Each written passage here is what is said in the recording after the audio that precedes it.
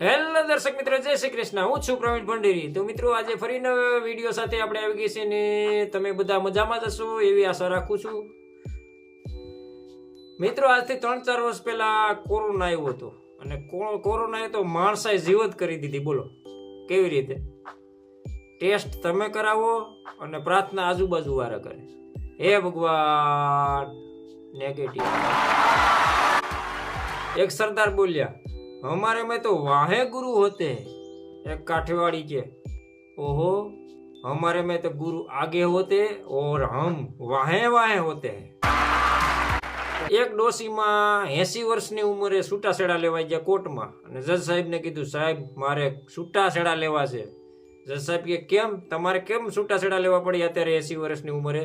તો ડોશીમાં બોલ્યા, એ મને ધક જ કરે છે ને ખીજાય જ કરે છે, અને જ્યારે હું એને ખીજાવા જાઉં છું ને ધકવા જાઉં છું ત્યારે એ કાનનું મશીન કાઢી નાખે છે, એટલા માટે મારે છૂટાછેડા લેવા છે.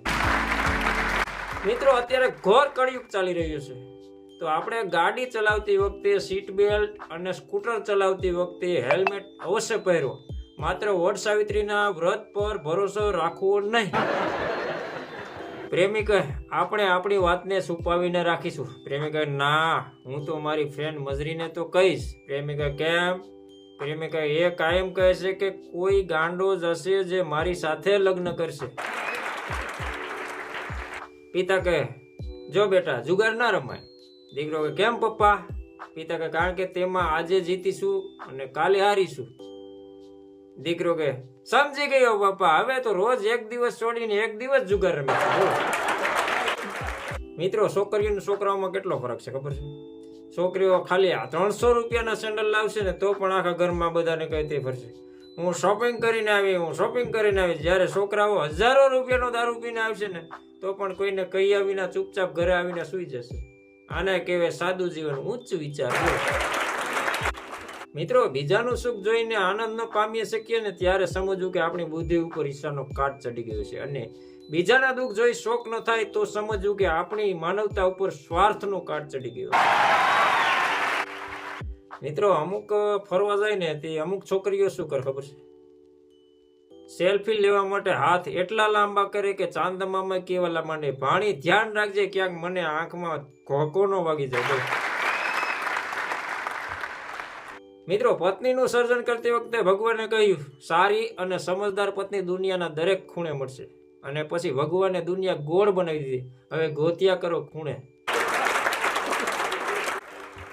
મિત્રો, એક વખત હું લિફ્ટમાં જતો હતો અને એક સ્ત્રી નાના બાળકને કડમાં તેડીને આવી. મેં લિફ્ટના બટન દબાવતા પૂછ્યું, ત્રીજો કે ચોથો? એ સ્ત્રી ગુસ્સાથી બોલી, મારો નથી બાજુવાળાનો છે.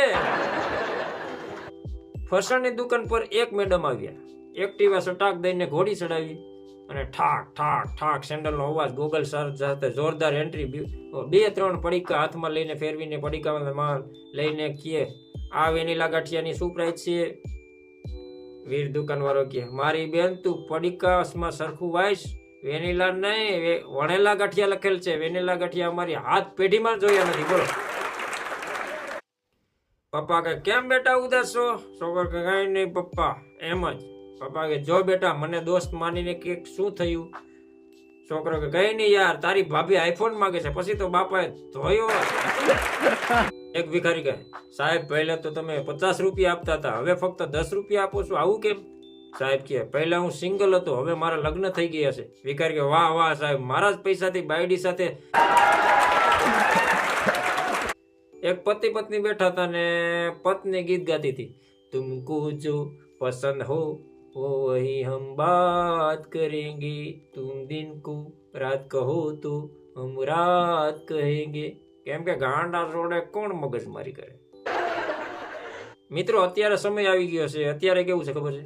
લાઈફને સુધારવા માટે એક વાઈફ બસ છે, પણ વાઈફને સુધારવા માટે આખી લાઈફ પણ કમ છે. મિત્રો, મસ્ત લાઈફ કોને કહેવાય ખબર છે? લેવિસનું જીન્સ હોય, હેરમેનનું સૂટ હોય, BMW ની કાર હોય, અનિલ અંબાણીના ઘરની બાજુમાં ઘર હોય, અને ટીના બેન આવીને પૂછી, વાટકી ખાંડ મળશે? એક વખત એક ભાઈ પરણવા જતો હતો, ત્યાં તેની એન્ટ્રી થઈ ત્યારે ડીજે વાળાથી ભૂલથી બીજું ગીત ગવાઈ ગયું. બોલો કેવું ખબર છે? નગર મેં જોગી આયા. હવારનો પેપર વાળો દિવ્ય ભાસ્કર ને બદલે ટાઈમ્સ ઓફ ઇન્ડિયા નાખીને જતો રહ્યો. બોલો, ફોટા જોઉં છું, ઇંગ્લિશ તો ફાવે નહીં પીવા સિવાય. એક છોકરી ફોન પર કે આજે મારા પપ્પાએ મને મોબાઈલ લઈ આપ્યો. છોકરો કે સારું, કયો ફોન છે? છોકરી કે લાવારીસ. છોકરી અરે ડોબી, લાવારીસ નહીં હોય, લાવા આઈરિસ ફોન છે, જો જરાક.